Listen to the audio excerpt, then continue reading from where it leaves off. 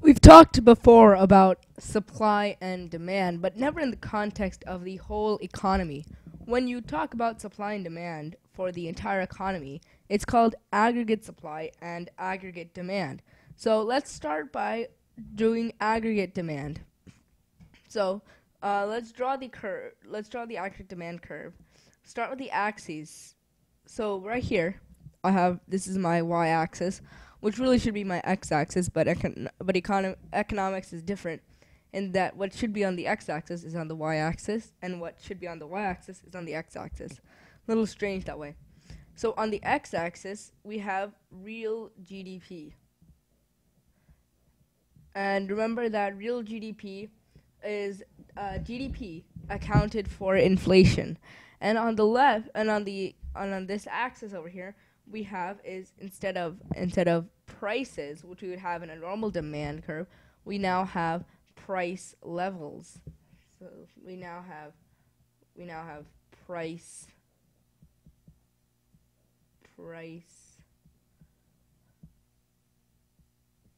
levels.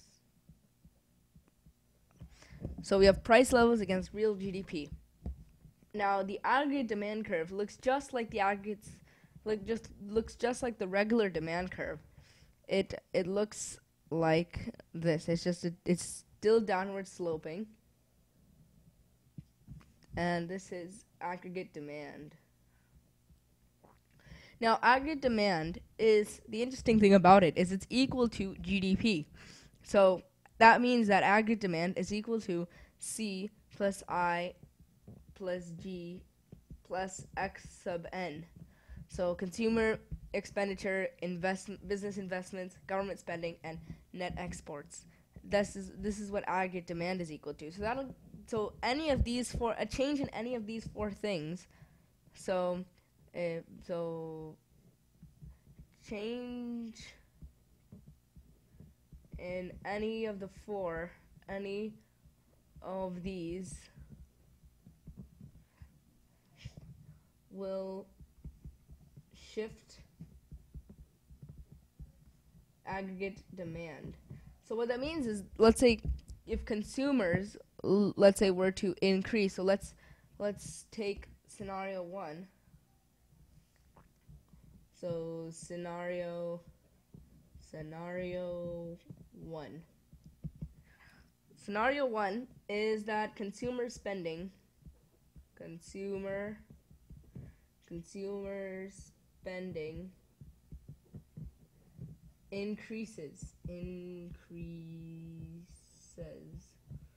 Now, if consumer spending increases, I'm going to shift. That means that I'm going to shift the curve. I'm going to draw the shift in red, just like what I wrote with scenario 1.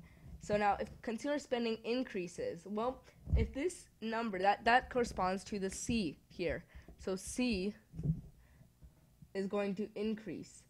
So if I were to increase that means everything else has to increase as well, because there's a direct relationship between aggregate demand, between the aggregate demand and consumer spending. So if consumer spending increases, that means that the aggregate demand curve has to shift to the right.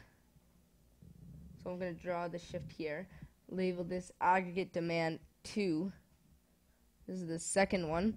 And I'm just going to indicate the shift here, just so that we remember where the shift was. All right.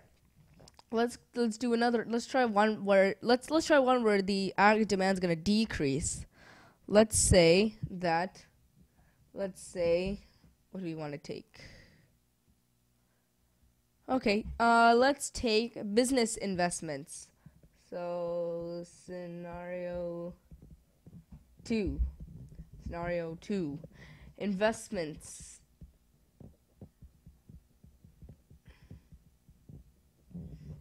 are decreasing. This could mean anything from there are just less amount of investments, or the investments are becoming less and less. It'll be the same thing. Now, again, there's that direct relationship between investments and aggregate demand. So if investments go down, then aggregate demand is also going to go down. So I can indicate that with a shift and a arrow here. So this is how aggregate demand can shift. So the shifters of aggregate demand are C plus I plus G plus X sub N. So all right, let's move on now to aggregate supply. So let's try. So let's draw the aggregate supply curve. Now, aggregate supply creates a distinction between two things: long run, which can be anywhere to a couple of years to a couple of decades, and short run, which can last from a couple of weeks to months to maybe just a year or two. So this is it makes a distinction between the long run and the short run. When we get into more of the history of economics and into economic philosophies, we'll see why we have a distinction here.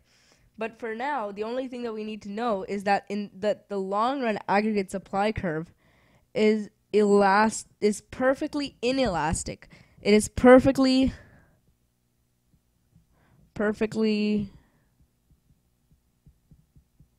inelastic.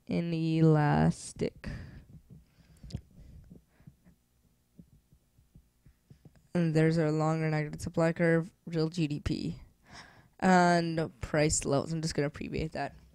It's perfectly inelastic. And the point at which this line is at can be called a number of things. It can be called quantity, but typically they can be called a lot of different possibilities. I'm going to go with quantity at full employment. This is the quantity of things that we're producing at full employment, so Q sub FE. Now, let's take a look at the short run. In the short run, let's take a look at the short run. Now, the short run aggregate supply curve looks just like the regular supply curve. It has a positive relationship, a direct relationship between price levels and real GDP. And this is short run aggregate supply. And the shifters of short run aggregate supply, obviously a shift in long run aggregate supply would be a shift in real GDP or some factor that would cause the amount to steadily increase. Now the short run aggregate supply is shifted typically by something that we call IRAP. And so these include things such as government actions, such as increasing tax, or not exactly increasing tax revenues, but more taxing the suppliers for things. So if they cut taxes, then it'll shift it out. Now, and things like cost of production, and such as wages and technology. So productivity, if productivity increases, and those are what will shift the aggregate supply curve. So let's do the same thing. Let's see how supply curves can be shifted. So scenario 1. Actually, I'm going to call this scenario 3. Because we have scenario 1 and 2 over here. So scenario 3, there are new computers.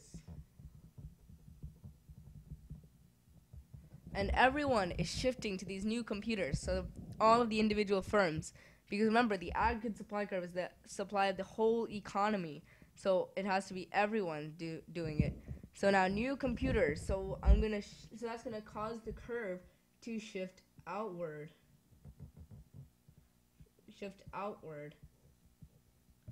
So that's going to cause a shift outward. Now, then the next scenario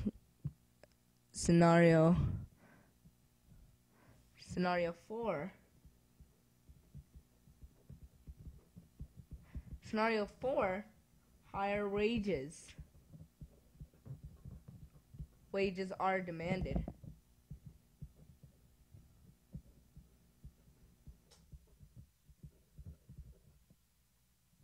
So the higher wages, they're demanding that we have higher wages. So what we have to do now is shift the curve. this is actually inward. Oh, remember this. This is a very important thing. I'm going to go ahead and I made a mistake here. This should be. Let's see something here. Okay. This was a mistake because remember that that the aggregate supply curve is positive. So shifting it out would really mean like this. So if you want to shift it outward, what you really have to do is draw the curve right here.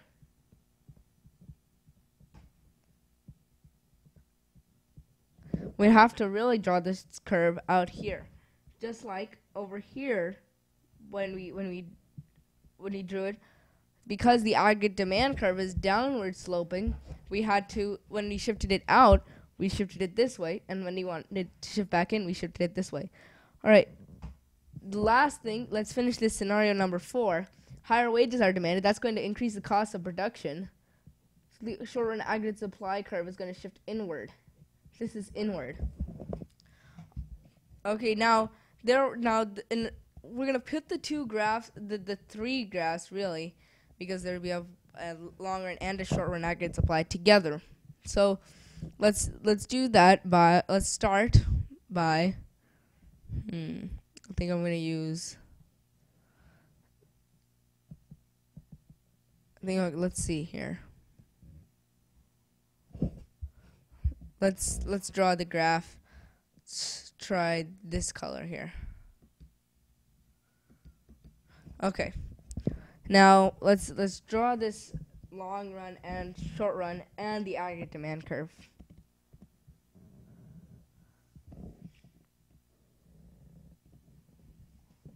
So this is on this axis is real GDP.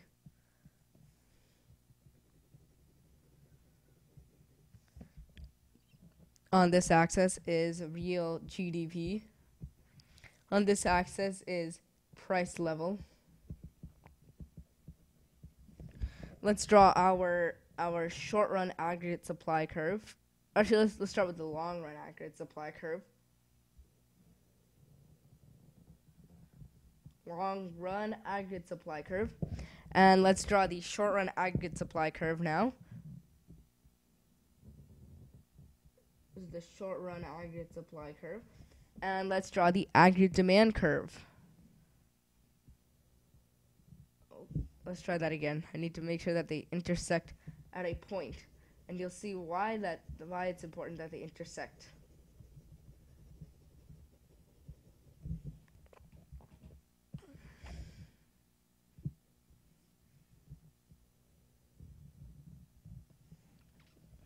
Okay, let's try that again.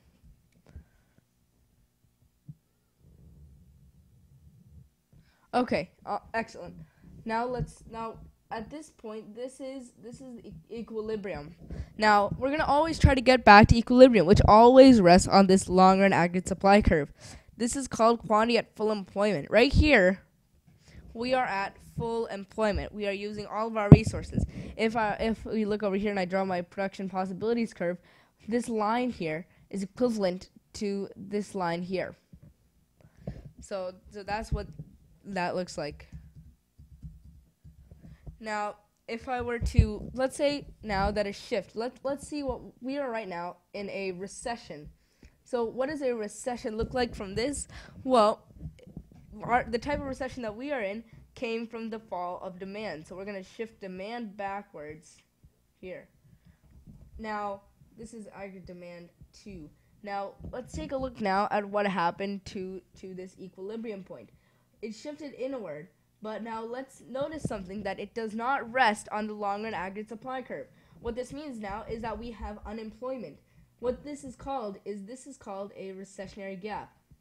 So let's actually draw. This is the price level at equilibrium. Now, if we look here, what we're in this is called a recessionary gap. This gap here is called a recessionary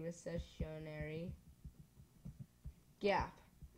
Now, whenever we have recessionary gaps, and if let's say aggregate demand were shipped out, this would be called the other way on the other side of the long run aggregate supply.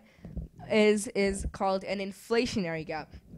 Now, to compensate for this, we either increase aggregate demand, or what usually happens is that the short-run aggregate supply curve just shifts inward, so people begin to accept lower wages, or things like that. So that's typically the most common, and it shifts inward. And lo and behold, we are now back. We are now back at our point at lower prices. Now, now let's say it was originally at this point here. Let's say it was originally at this point, and the aggregate demand shifted out. The aggregate supply would then shift back outward, and we'd have a little bit of inflation, but we would be back at equilibrium. And it wouldn't matter because the wages would be rising as well. So there's a lot of different concepts, such as the Phillips curve and other concepts that build off of the aggregate demand and supply curves. So thank you very much.